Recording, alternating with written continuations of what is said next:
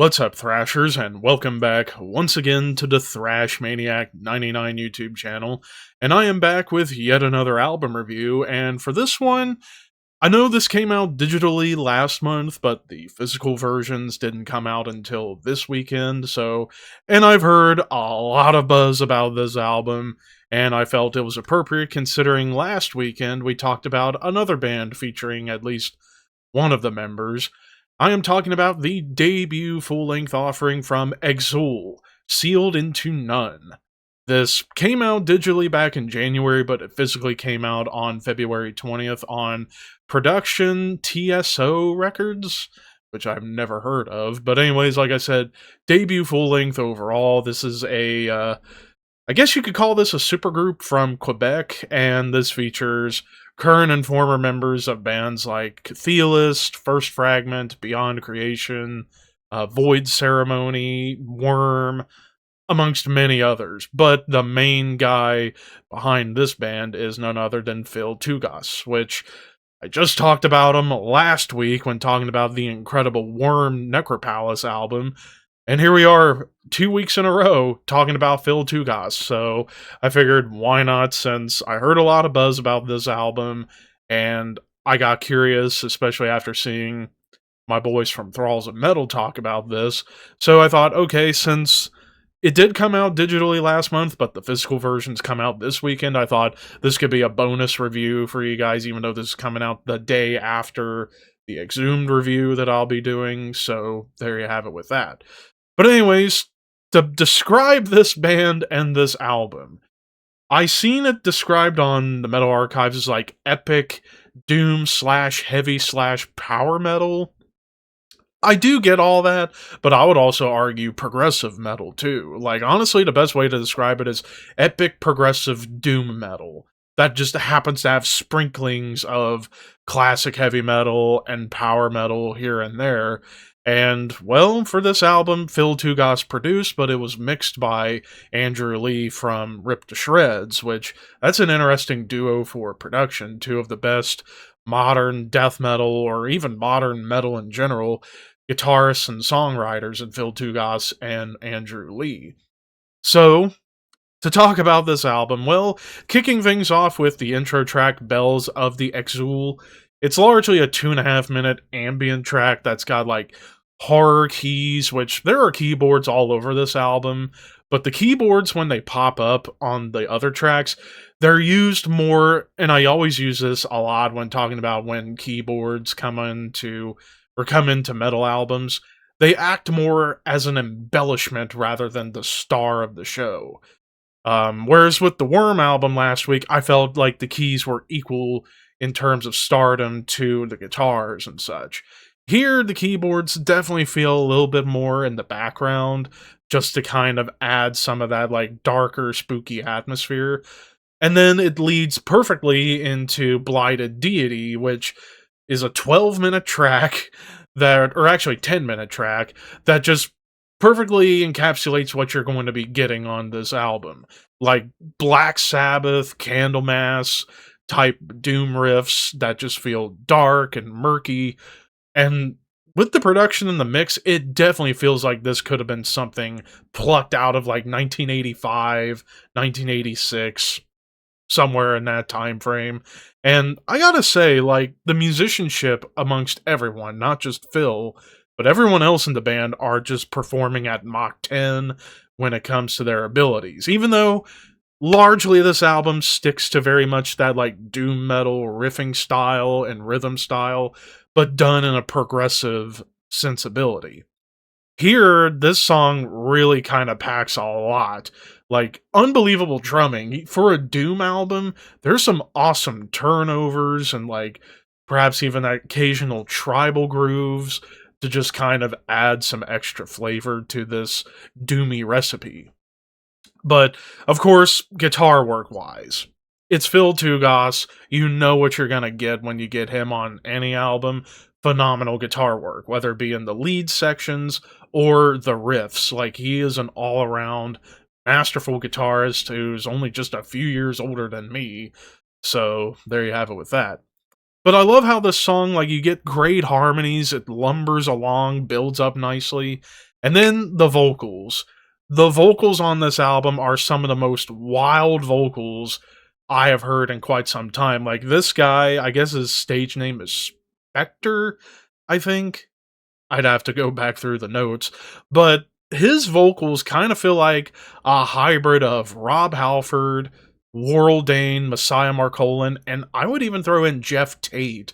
Like on this track in particular, his voice almost, when it comes to like the mid range, heading close to the high range, feels like he sits right in between Warrell Dane and Messiah.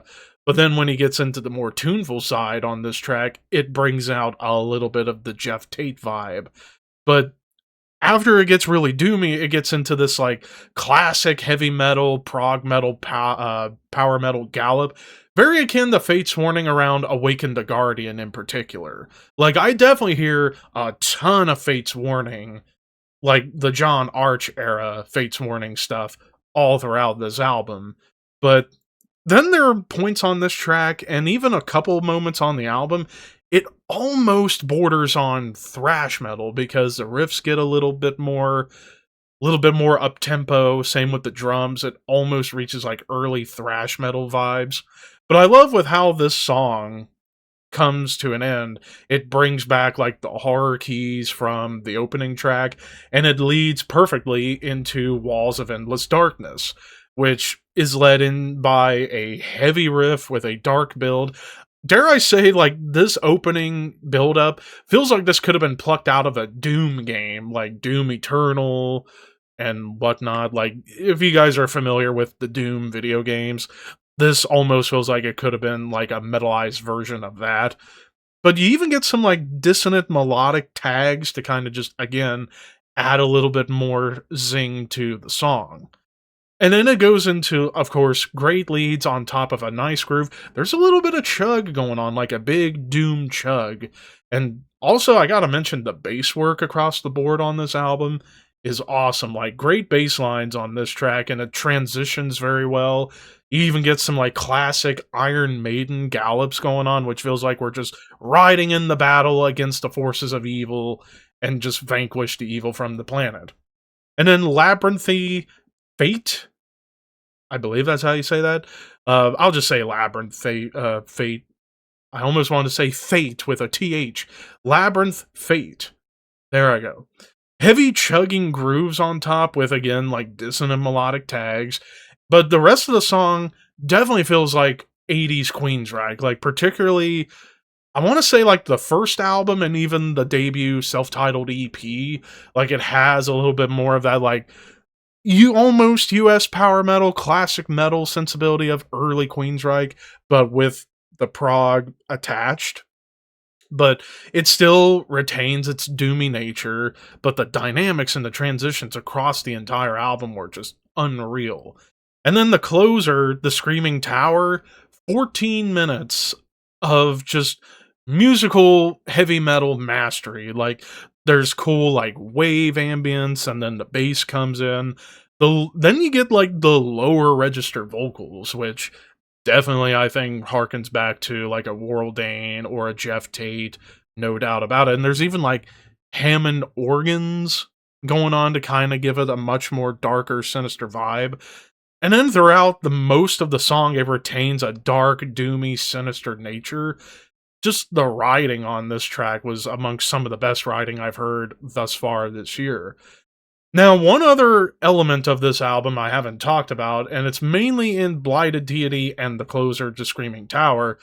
During some of the guitar melodies or in the solos on the guitars, the vocals match the guitars. Like, they harmonize perfectly together, almost like Pantera Cemetery Gates, like at the end when you get those like big high notes from Phil and the big like high squeals on the guitar from Dimebag. It's almost like that, but it's done to perfection.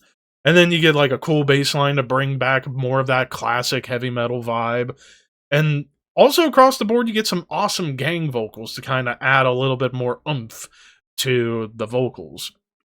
Plus, the synth work on this track in particular definitely add a ton of atmosphere. And I love how they don't drop out of certain parts, like the beginning with the bass and the low vocals. That's how the song ends. It's like a return back to the beginning to connect everything together. So, yeah, musically, it's very proggy in terms of the transitions and the dynamics and the way the songs are put together. While musically, it is very much still doom metal, but also a lot of classic heavy metal and the occasional power metal, but it feels closer to like US power metal rather than European power metal. As far as any negatives go, honestly, I don't really have any to mention. And I'm torn between two scores on this one. To play it safe for the time being, I don't know if I like this more than Necropalace by Worm, but this is going to be a high contender for Album of the Year. I'm going to go 4.5 out of 5.